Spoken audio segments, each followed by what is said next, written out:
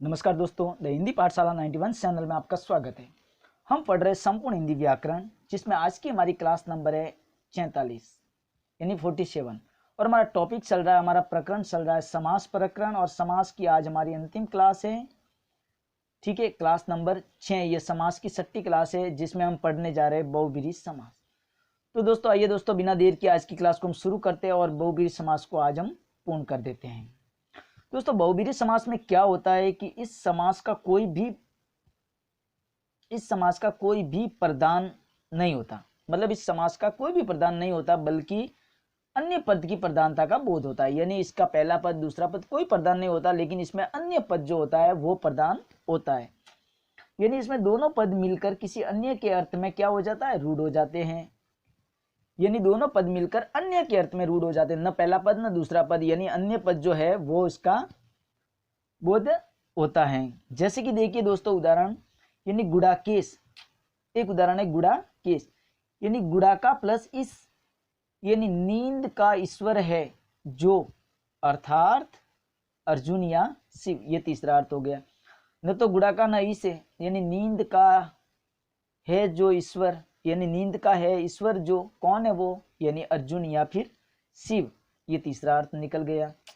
उसी प्रकार से देखिए दोस्तों, कुसुमाकर, वह जिसके कुसुम के सर है, वह जिसके कुसुम के सर है, अर्थात कौन है, कामदेव, कौन, कामदेव, ये तीसरा अलग अर्थ निकल गया। इसी प्रकार से आगे देखिए दोस्तों, अब बहुब्रीहि समास की पहचान, यानी बहुब्रीहि समास की पहचान कैसे करेंगे।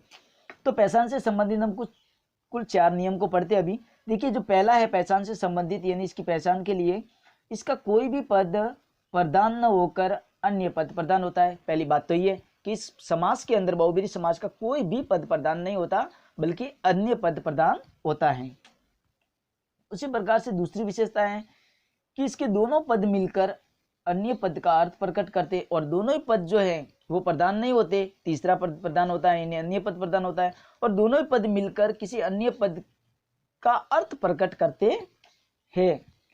फिर तीसरी विशेषता यानी तीसरी पहचान है कि इसके दोनों पद किसी संज्ञा या किसी संज्ञा के विशेषण होते हैं। इसके दोनों ही पद जो है वो किसी संज्ञा के विशेषण होते हैं। किसके विशेषण, संज्ञा के विशेषण होते हैं। और चौथी बात है कि इसके विग्रह के अंत में, जब इसका विग्रह करते हैं तो इसके अंत में जो, जिसे, जिसका, जिसकी, जिसके, जिस पर इत्यादि जो है वो प्रयुक्त होते हैं। यानी जो, जिसे, जिसका, जिसकी, जिसके, जिस पर, ये सारे शब्द प्रयुक्त होते हैं विग्रह करते समय। अब दोस्तों देखिए बहुब्रीहि समास। अब बहुब्रीहि समास जो है इसको भी 3 भागों में बांटा गया है। यानी बहुब्रीहि समास को भी 3 भागों में बांटा गया। बहुब्रीहि समास के 3 प्रकार बताए हैं, जिसमें नंबर 1 जो है वो है समानाधिकरण बहुब्रीहि समास, दूसरा जो वो है वैयाधिकरण बहुब्रीहि समास, और तीसरा जो है वो है सहार्थक बहुब्रीहि समास। आप यहाँ चाहो तो पूरा ही लिख सकते हो, बहु, ठीक है, ब्रीहि समास, ठीक है। इसी प्रकार से समानाधिकरण बहुब्रीहि समास, वैयाधिकरण बहुब्रीहि समास, बहुब्रीहि समास, और तीसरा है सहार्थक बहुब्रीहि समास। तो ये दोस्तों 3 प्रकार के हो गए समास, ठीक है। अब देखिए 3 प्रकार के समासों को हम पढ़ेंगे। बहुब्रीहि समास जो है 3 प्रकार के, उनको अब एक एक करके हम पढ़ते हैं। पहला जो है दोस्तों वो है समानाधिकरण बहुब्रीहि समास। अब समानाधिकरण बहुब्रीहि समास क्या होता है, तो जहां दोनों पद समान हो, जहां पर दोनों ही पद क्या हो, समान हो, अर्थात दोनों पदों की विभक्ति समान हो, यानी दोनों पद, प्रथम पद और दूसरा पद दोनों ही समान हो और दोनों की विभक्ति कैसी हो, समान हो, तो वो समानाधिकरण बहुब्रीहि समास कहलाता है। जैसे कि देखिए दोस्तों उदाहरण है प्राप्तोदक, यानी प्राप्त है उदक, यानी जल जिसको, कौन हो सकता है, वो तीसरा अर्थ निकल रहा है ना।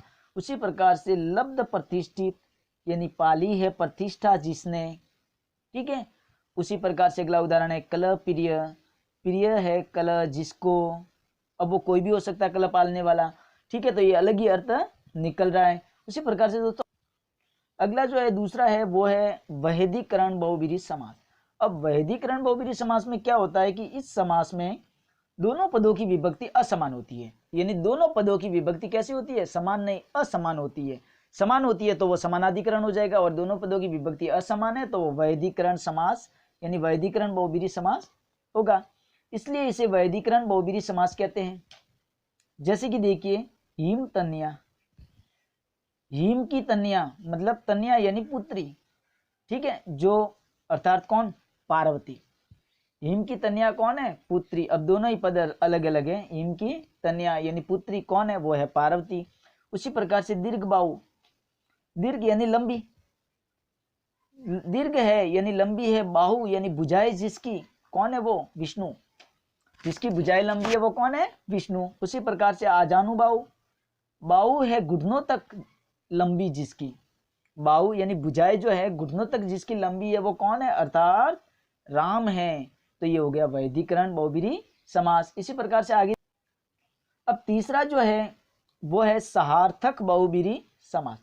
अब दोस्तों सहार्थक बहुब्रीहि समास में क्या होता है कि इस समास में साथ के अर्थ का बोध होता है, यानी साथ के अर्थ का बोध होता है, इसलिए इसे सहार्थक बहुब्रीहि समास कहते हैं। किसका बोध होता है, साहत शब्द का अर्थ का बोध होता है।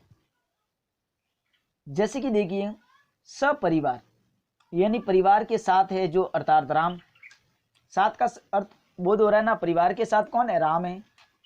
उसी प्रकार से सानुज, अनुज के साथ है जो, अर्थात राम।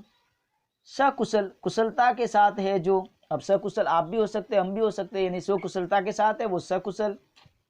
उसी प्रकार से सबल, बल के साथ है जो, जो बल के साथ है। अब बल के साथ जैसे भीम है, ठीक है, तो जो बल के साथ है, मतलब यहाँ पे जो है सात शब्द का अर्थ बोध होता है। किसका बोध होता है, सात शब्द का बोध होता है, मतलब यहाँ पे सहार्थक बहुब्रीहि समास है।